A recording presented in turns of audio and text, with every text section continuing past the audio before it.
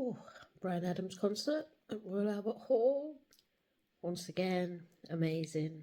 Lots of old favourites and a lot of the new stuff, because this particular night was all about the most current album and the most recent songs that he wrote, many of them during the lockdown period of 2020. Yeah, enjoyed it. I had a much closer view. Kind of sad I'd missed the Tuesday in between, but all the travelling is starting to become a bit exhausting, I have to say.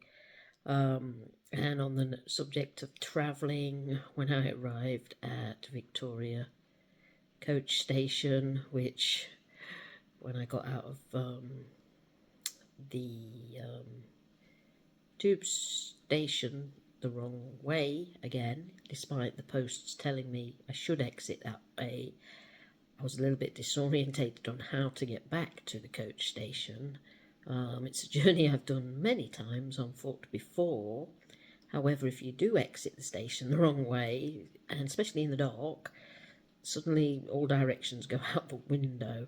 So there was a good 5-10 minute faff where I figured out which direction I actually wanted to be in, because there's not many signs that end of London, so it's not very helpful. But I eventually saw some National Express coaches and thought, oh, for goodness sake, just follow the way they're going. That's usually how you get yourself back. So that's what I did. And so arrived in plenty of time at Victoria coach station. And there was lots of people and lots of delays. Apparently the M1 was shut. The previous coach, the 11 p.m. rather, had not left yet, and there was people trying to jump onto that one. I had no intention of doing that because my ticket was for 11:30, so why would I? Glad I didn't, because the coach driver came along and said, look, are running a little late, I will be the driver, we won't be going via the M1 because it's shut, but for some reason that bus that's already running late is going to go by the M1. So we will actually leave about 20 to 12 and we'll actually get there before him, and we'll be going on the A1. So I thought, okay. So there was only about 6 of us on my bus, and it drove down the A1 like a bat out of hell, and sure enough, I was back in the house by 3 a.m. in the morning. Pretty exhausted, had a bit of a sleep on the coach, which was much needed. So yep, I'd like to say that's the end of this week's travelling. It's not. There's still more to come, and I'm pretty tired, and I don't know how much of it will actually happen, so we'll see how the rest of the week unfolds. So I can't remember if I mentioned this in any earlier videos this week, but my favourite band, Big Country, seem to be having their own dramas at the moment. And I can't tell if it's all been led by the fans, to be fair. What day are we on now? We're on Thursday. So on Sunday, I think it was Sunday, there looked to be a post on the Facebook site about the current lead singer and the drummer doing a one-off date somewhere up near Scotland, playing the music of Stuart Adamson. And this seemed to infuriate the fans and cause a reaction from the lead guitarist, original member of Big Country, Bruce Watson, who claimed he knew nothing about it. So that really started to stir the pot. Within 24 hours, there was a sudden announcement that the current lead singer, Simon Howe, who'd been lead singer now for 10 or so years, had quit. So then obviously the fans got really upset, wondering what is happening to their favourite band now they don't have a singer. So there's been lots of back and forth on the social media sites regarding various members of the band and all the irate fans. And it's Thursday, and we're still no wiser as to whether the band are going to continue, whether they've got a new singer, whether the tour will happen later on in the year.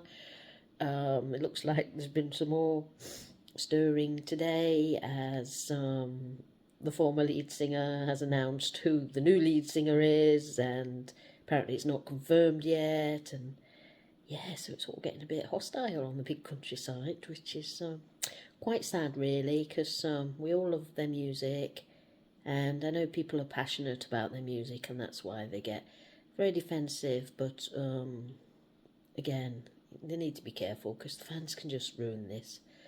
And before we know it, there could be no band, and if there's no band, then how does the music stay alive? So we've just got to watch this space and see what happens. So much for the good weather. Temperatures have dropped slightly, and it's raining.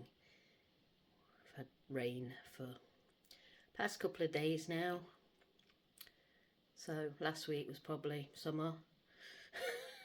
It's all over. And once again, we're back to rain. I'm so tired today. I don't think I'm even going to go to Aldi and do my shopping. I think I'll put that off till tomorrow. I haven't made no meal plans yet, so it makes sense to not wander around a shop aimlessly with no plan, because that's how I spend more money, or sometimes less money, because I don't know what I even want to buy. I waste my time, makes me even more tired and frustrated, so I'm probably going to give that a miss. Might just nip to Tesco for some must-need essentials to get us through today and tomorrow morning, and then do my shopping tomorrow. So as this has very much been a music-filled week for me, there's also been lots of stuff happening in the women's football world. Yesterday Charlotte had her own match that obviously I couldn't attend because I was in London. They played against the top of the table, and they lost 2-1, but you know, apparently by all accounts it was a really good game, and it should have been one of those games where it was a draw, but they take the loss. It's football. Also yesterday Chelsea women took on Tottenham Hotspurs, and they desperately needed the win if they were still going to be in with a chance of winning the championship on Saturday, and they managed to squeeze a 1-0 win against Tottenham, which means the WSL goes down to the final day. It will be the winners of Manchester City v Aston Villa, and the match that will be at Manchester United v Chelsea. It only takes a win from Manchester United or Aston Villa, and then obviously the other team will win the WSL Championship. However, should both Chelsea and Manchester City take the win, it's going to be going down to, I believe, the amount of goals scored on the day. So it's going to be a real nail-biting finish, and we'll be at Old Trafford to see it all pan out, and also to say goodbye to our beloved Chelsea manager, Emma Hayes, who will be leaving us this season. And so that's going to be pretty emotional too. And so also in the football world this week, superstar Vivian Miedema has not been offered a contract with Arsenal, which means she's on her way to go wherever. And rumours are she's going to end up at Manchester City. Now, I hope these rumours are true, because I've always been a Miedema fan. I always thought she was the best thing about Arsenal. And if she goes to Manchester City, great. It keeps her in the WSL, and we still get to see the talented Dutch striker. And Arsenal just released their second goalkeeper yesterday, which means the rumours that Mary Earps may end up at Arsenal for the new season are all going to be rife again, due to the fact that her contract with United has not been renewed as of yet, and Arsenal were very much interested in her, I believe, at the last transfer window. So let's let's see. And I'm not sure I can imagine Mary Earps as an Arsenal player, but again, I don't mind. I just want my favourite players to stay in the WSL so I can still keep seeing them week in, week out. Because the minute they go abroad, that's it. Don't see them again. So if it's a move to Arsenal for Mary, then so be it. It's one I'd prefer rather than a moving overseas. Somebody's a little bit sulky today. Is it because she's not seen much of Mummy this week? I know, Coco. This week was always going to be a difficult week because Mummy's not going to be here so much. You know how it is. Things come along in threes. And when you're doing one thing, you'll be doing something the next day and the next day and the next day. Yeah, that's often how it works, sweetheart. And this was that week, I'm afraid, where lots of busy days, lots of time away from home. So I've just found the back door open, and it's been open at least 2 hours from when we last had dinner. This menopausal thing and forgetful thing is not good. And I'd like to point out it wasn't me that opened it. But hey ho. Yeah, so done nothing today. Absolutely nothing. Except sleep mostly. I've had more sleep hours than I've had week hours. Through it all, I seem to have an incredible sore throat that I thought was hay fever. So I expected to go when I took my tablet, but no, it's lasted all day.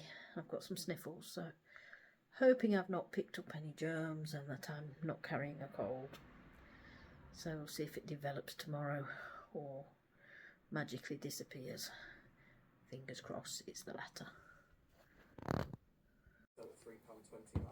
so I'm not sure if that will. Oh, blimey. That was a big piece.